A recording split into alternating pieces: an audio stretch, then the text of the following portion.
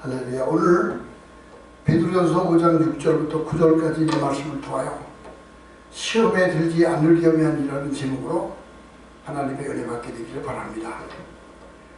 예수님께서 제자들에게 기도를 가르치실 때에 주기도문을 가르치셨습니다. 우리가 우리에게 죄 지은 자를 사하여 준 것 같이 우리의 죄를 사하여 주옵시고 우리를 시험에 들지 말게 하옵시며 다만 악에서 구하옵소서라고 하셨습니다. 제자들에게 시험에 들지 않도록, 악에 빠지지 않도록 기도하라 라고 말씀하셨습니다. 우리가 세상 사는 동안에 얼마나 여러가지 문제와 어려움을 통하여 시험을 당할 때가 많습니다.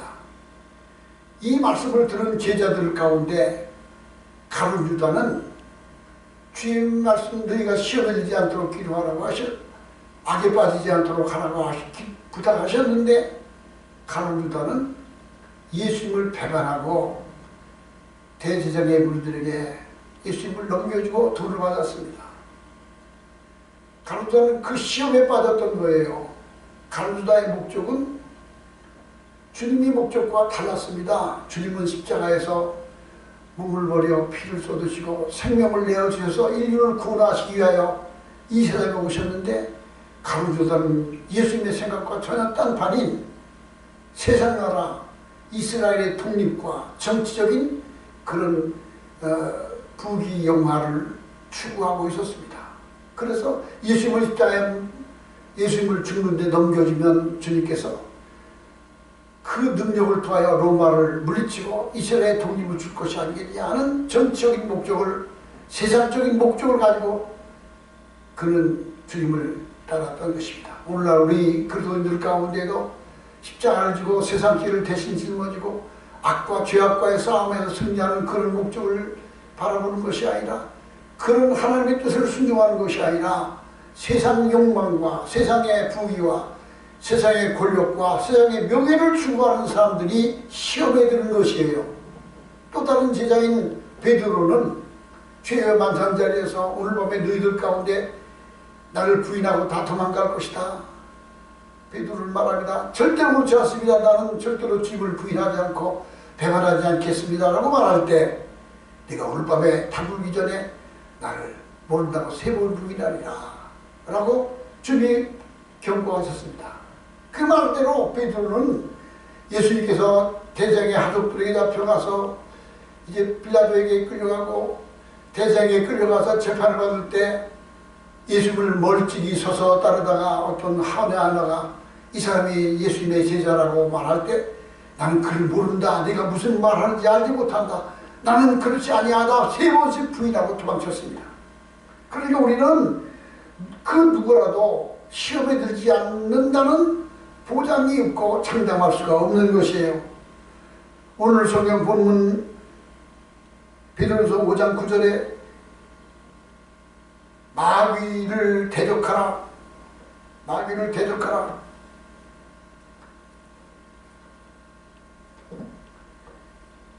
근신하라 깨어라. 너희 대적마귀가 우능사자같이 두루다니며 삼킬바를 찾나니 너희는 믿음을 굳게 하여 저를 대적하라. 이런 세상에 있는 너희 형제들이 동일한 고난을 당하는 줄 알미로다.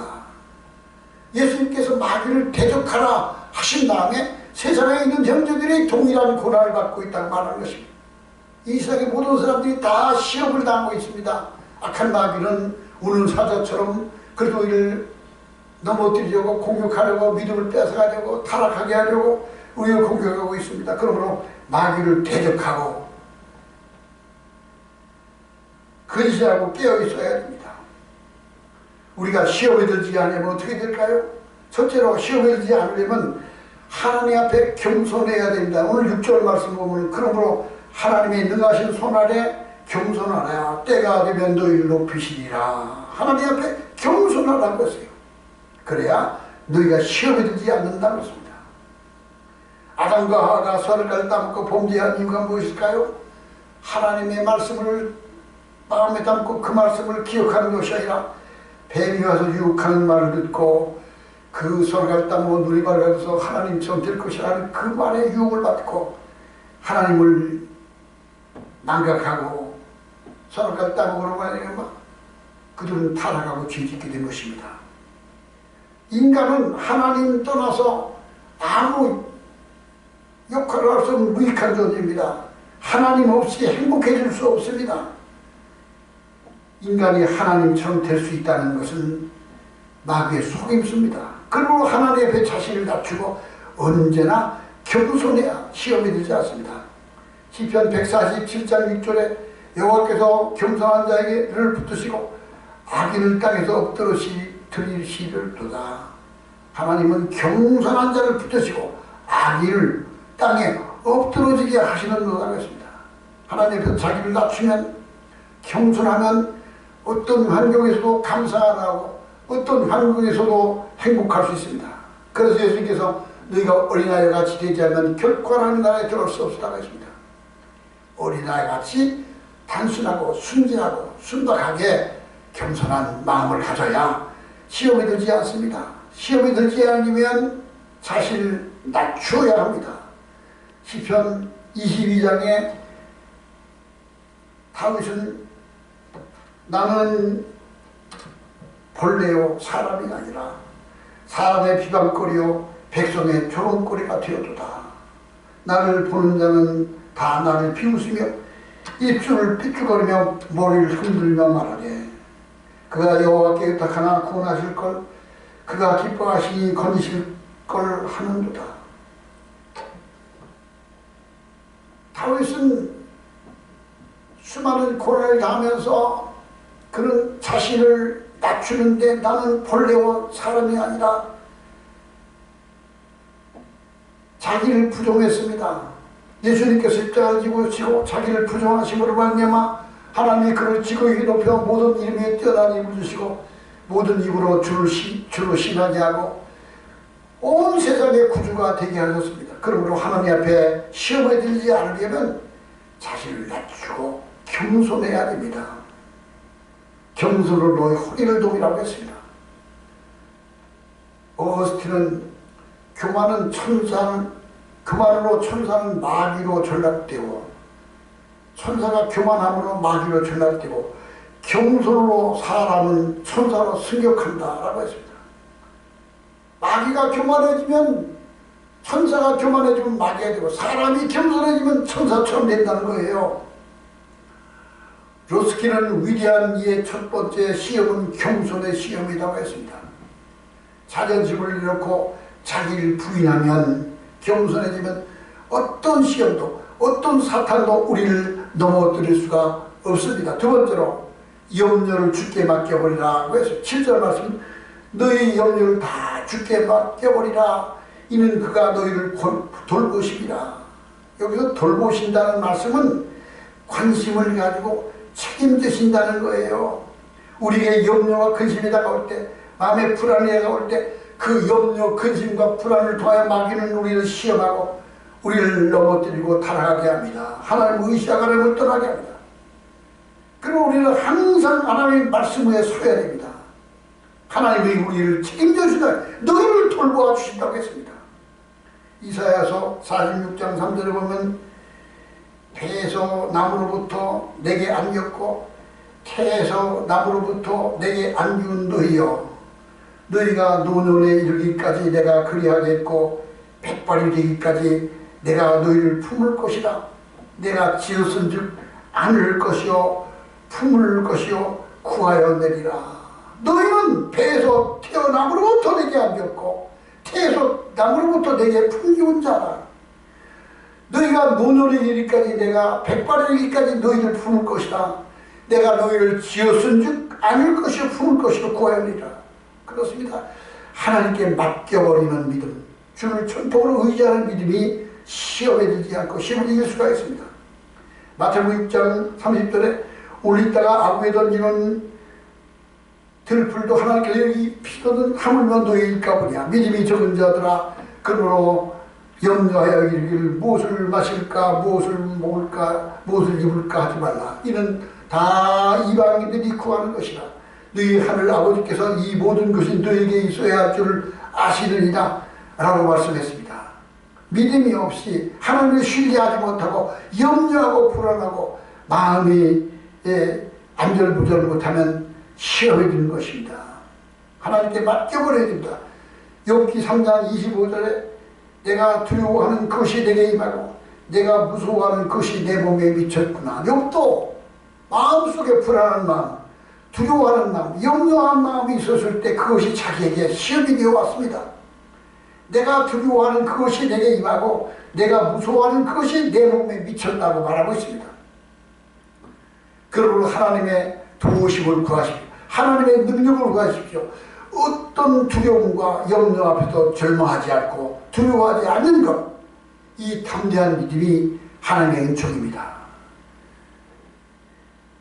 사람을 두려워하지 않고 죽음도 두려워하지 않습니다. 하늘이 무너져도 모든 것이 다 하나님께 달렸다는 것을 믿으면 우리는 시험에 들지 않습니다. 세 번째로 깨어 기도해야 됩니다. 8절에 근신하라 깨어라 너희 대적마귀가 우는 사자같이 돌아다니며 산길자를 찾나니, 여기에 깨어 근신하라고 했습니다. 이 깨어 근신하라는 말씀은 기도하라는 말씀입니다. 마귀는 굶주린 사자같이 산길자를 노리고 산길을 찾아다니는 거예요.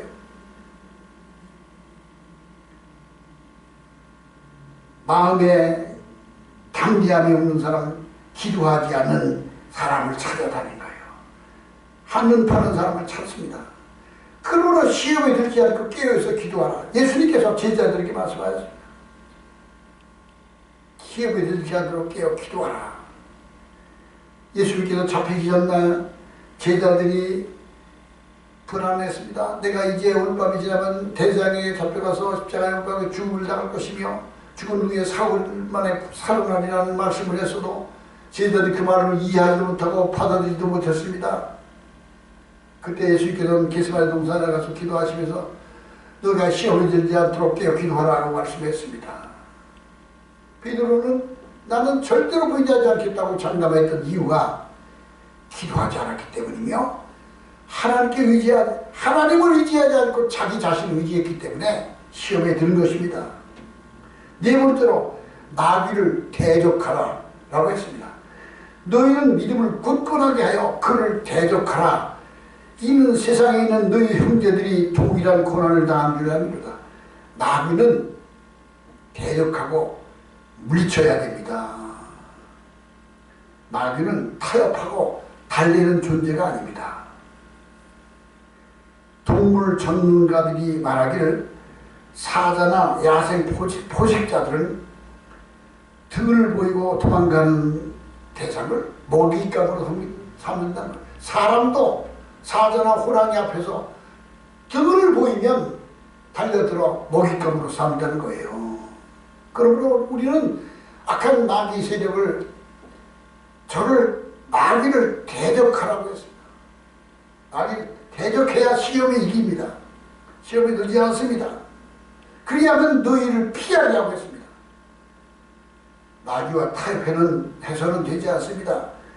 오늘날 공산주의 사상과 북한 김일성 주체사상과의 이 국가적인 위기에서 햇빛 정책을 통하여 저들을 달래고 도와주고 사랑을 베풀면 햇빛이 쬐어지면 스스로 변화될 것이라고 착각을 가지고 사람들이 많습니다. 그러나 절대로 그렇지 않습니다. 저들은 대적하고 힘을 일러 우리가 더 우월한 상태에서 물리쳐야 잠잠해질 수 있고 승리할 수 있습니다.